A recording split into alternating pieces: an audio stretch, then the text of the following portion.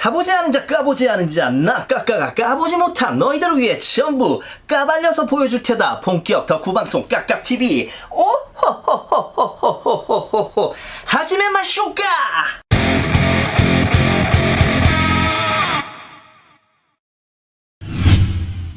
안녕하세요 까독자 여러분, 까고까는 남자 까까로또입니다.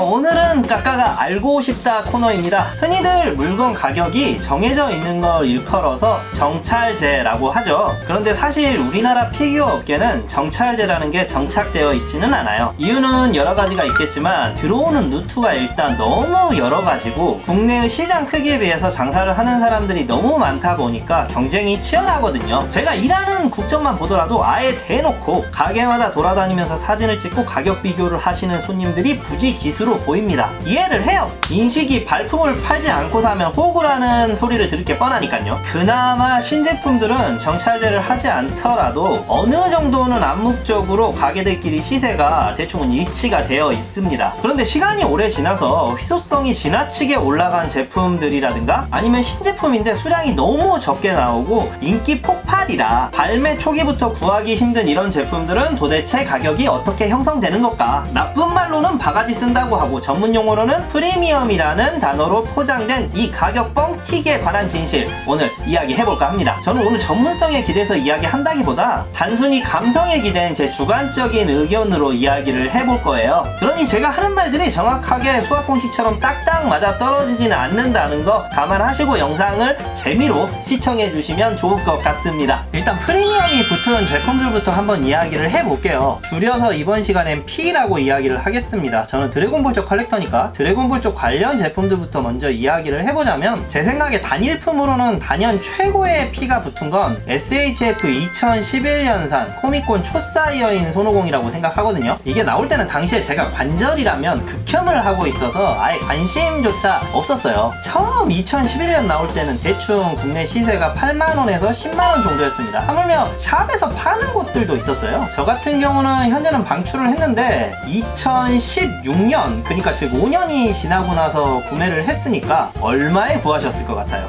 저는 개봉이 된 중고품을 60만원에 구했습니다. 그것도 쉽게 구하지도 못했어요. 자, 그럼 지금은 얼마나 할까? 제가 최근 검색하기로는 이베이에서 1000불짜리 매물도 받고 1옥에서는 15만엔이 호가하는 매물을 봤거든요. 한마디로 파는 놈 마음이 될 정도로 매물이 희가 말랐다. 두 번째는 제가 한번 드래곤볼의 고인물이다 편이다에서 다뤘던 드래곤볼 셀렉션 시리즈 2008년부터 1성구부터 7성구까지 차례대로 나오기 시작했거든요. 발매가는 일본 기준으로 약 5,000엔 수준. 우리나라에서 현지 배송비, 국내 배송비, 대행 수수료 등 하면 대충 10만원 정도 가격대였어요. 착실히 모았다면 70만원 정도겠죠. 제가 2012년에 풀셋을 중고로 구한 게 120만원이었습니다. 약 2배죠. 자, 그럼 지금은 어떨까? 최근 국내에 거래된 것만 제가 3건 정도를 봤어요. 풀세트 기준 한 번은 600만원, 두 번은 500만원 초반대에 거래가 되었다고 들었습니다. 대략 발매가의 8배 정도가 뛴 셈이죠. 그럼 드래곤볼에 가장 가까운 이웃 원피스 쪽도 살펴보시죠. 원피스 하면 아무래도 반프레스토 경품 쪽보다는 POP나 아츠제로 쪽을 좀 선호하는 편인데요. POP 쪽에서는 최근에 맥시멈으로 출시된 보아 행콕이 가장 핫한 아이템이었죠. 샵들이 25만원 정도의 예약을 받았었는데 발매가 되면서 약 40만원대로 거래가가 형성이 되면서 오랜만에 POP 라인에서 예약을 하신 분들께서 재미를 좀 선사한 제품이죠. 츠메아트에서 발매가 된 롤로노아 조로가 약 399유로, 우리나라 돈으로 60만원 정도가 되었는데 지금은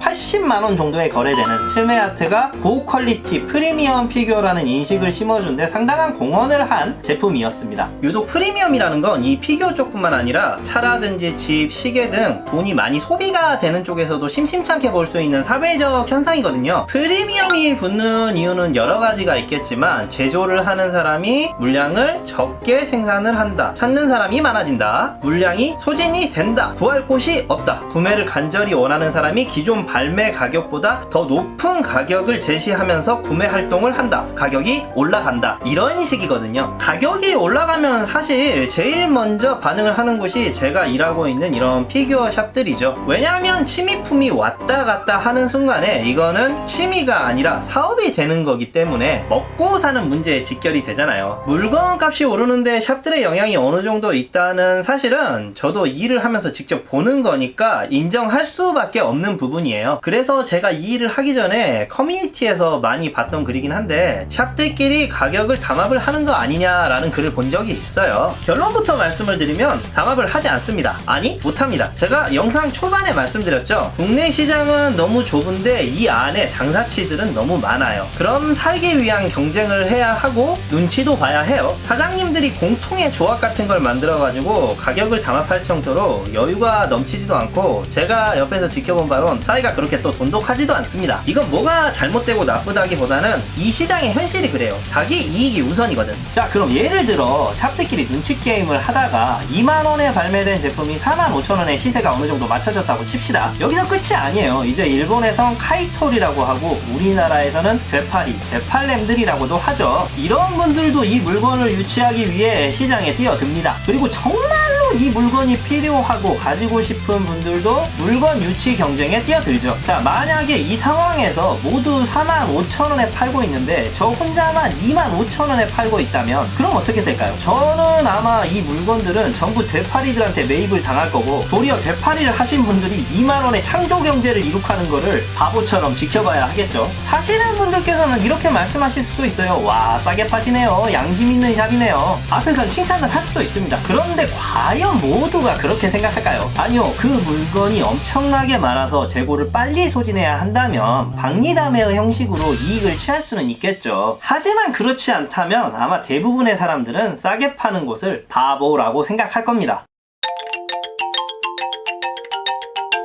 예전에 제가 청소년 수련원에서 일할 때 고등학생 애들을 가르치는 프로그램이 있었어요. XY 우리의 이익을 최대로 라는 제목의 프로그램이었는데 애들이 들어오면 4명씩 정도 그룹을 짜라고 해서 약 10개 정도의 조를 만듭니다. 그리고 그 그룹에는 예를 들어 까까피규어, 젤리피규어, 과자피규어 등등 회사 이름처럼 만들어 가지고 조들을 편성을 해요. 그리고 각 그룹마다 회장을 한 명씩 뽑아놓고 애들 보고 지금부터 돈을 버는 게임을 할 거다. 그런데 이 게임에는 규칙이 있습니다. 회장단 회의를 1라운드부터 10라운드까지 진행을 하는데 X하고 Y라는 알파벳 2개 중에 하나를 선택하는 건데요. 10개의 그룹이 모두 다 X를 선택한다. 그러면 모든 조마다 작은 돈이 입금이 돼요. 그런데 만약에 그 중에 한 팀이라도 Y를 낸다면 Y를 낸 팀은 큰 돈을 가져가게 되는데 X를 낸 팀은 아무 돈도 가져가지 못하게 된다는 규칙이거든요. 모두가 만약 Y를 내게 된다면 그때는 모두의 돈이 마이너스가 된다는 규칙입니다. 자, 영상을 보고 있는 여러분들이라면 무엇을 내시겠어요? 회장단 회의를 처음에 할 때 보면은 모두가 X를 내자고 화기애애하게 이야기를 합니다. 모두 같이 살자고요. 회장단 회의가 끝나고 나면 X라든지 Y라든지 조원들끼리 의논을 해서 쪽지에 적어서 냅니다. 주식시장 같은 건데 투표 개봉식이 진행되면 애들이 상대편 팀 욕하고 아주 난리가 나요. 왜냐고? 꼭 한두 팀이 Y를 내고 배신을 때리는 상황이 벌어진다는 거죠. 정말 드문 경우인데 첫 번째 라운드 때는 어쩌다가 모든 팀이 X를 내서 모두가 돈을 가져가는 그런 진기한 상황이 연출이 되기도 해요. 근데 2라운드, 3라운드 갈수록 점점 벌어들일 수 있는 돈의 양이 늘어나거든요. 그러니까 회의는 X를 내자고 자기들끼리 잘 이야기해놓고 막상 결과를 놓고 보면 Y를 내서 혼자 돈을 다 헤쳐먹는 배신자 조가 생긴다는 거죠. X를 낸 팀에서는 막 Y를 낸 팀한테 배신자 새끼, 소, 말, 개 모든 가축들을 끄집어내가지고 육두문자를 날립니다. X를 낸 얘들은 돈은 못 벌었어도 그래도 우리는 신뢰를 지켰다고 스스로 위로를 해요. 반면 Y를 내고 돈을 벌어간 얘들은 어차피 게임의 목적은 돈을 버는 거잖아. 그리고 게임일 뿐이니까 친구들도 이해해 줄 거야. 이렇게 자기 변호를 하고요. 그런데 저는 애들이니까 이 정도인 거지 어른들은 더하다고 생각해요. 현실에서는 얼마나 자기 자신의 이득을 보기 위한 암투와 귓속말들이 널브러져 있겠어. 저는 그래서 프리미엄이란 건 결국 사람들의 이기심이 만들어내는 결과물이다. 누구를 딱 겨냥해서 말하는 것도 아니고 자본주의 현실이 원래 그렇다는 것. 그렇다고 또 해서 가격을 일부러 악의적으로 올리고 시세를 조작하는 행위를 옹호하는 건 아닙니다. 이제 그런 판매 행위를 보고 한 놈만 걸려라 전략이라고도 하죠. 여튼간에 이건 판매를 주업으로 하는 사람도 그렇고 어쩌다가 한 번씩 판매글을 올리는 개인도 그렇고 전부 자유로울 수는 없는 부분이에요. 물건을 싸게 사서 비싸게 파는 행위는 어떻게 보면 장사하는 입장에서는 마진을 남기기 위한 당연 기본인 거고, 반면 그런 물건을 바가지를 쓰고 구매하는 사람의 입장은 발매가를 뻔히 알고 있었는데 고민하는 일주일 사이에 갑자기 그 가격에 1만원, 2만원이 올라갔어.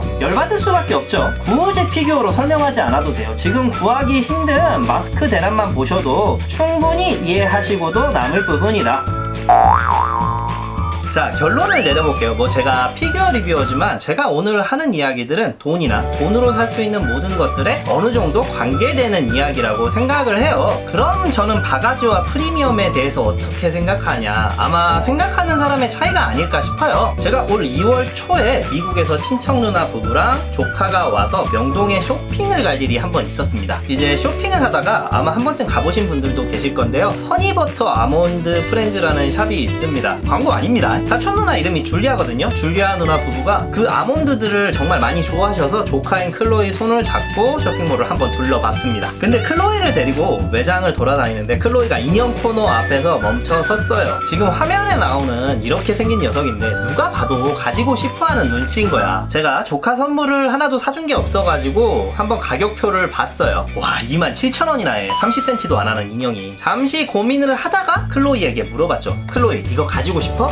1초의 망설임도 없이 응 이래. 카운터로 가지고 갔죠. 아몬드 쇼핑에만 정신이 팔려있던 누나가 제가 뜬금없이 인형을 가지고 와서 카운터에서 계산을 하려고 하니까 가격표부터 역시 살펴보더라고요. 야, 너 이거 뭐 하는 거야? 이런 거 사지마. $27나 해. 너 이거 바가지 쓰는 거야. 아니야, 내가 사주고 싶어서 그래. 그리고 제가 결제를 할 수 있게 누나를 설득을 했는데요. 뭐라고 했냐면, 누나 말대로 이건 바가지가 맞아. 누가 봐도 비싼 거야. 그런데 이 인형은 여기서만 파는 모양이잖아. 그리고 클로이는 지금 이 장소에 놀러온 기분을 내고 싶어. 그 마음을 알아서 내가 사줬어. 그러니까 누가 봐도 아몬드 인형 모양이잖아요. 우리 피규어 취미하는 사람들의 논리대로라면 이 인형은 허니버터 아몬드 프렌즈 샵 특전 리미티드 에디션인 거야. 자, 비슷한 예를 이야기해볼게요.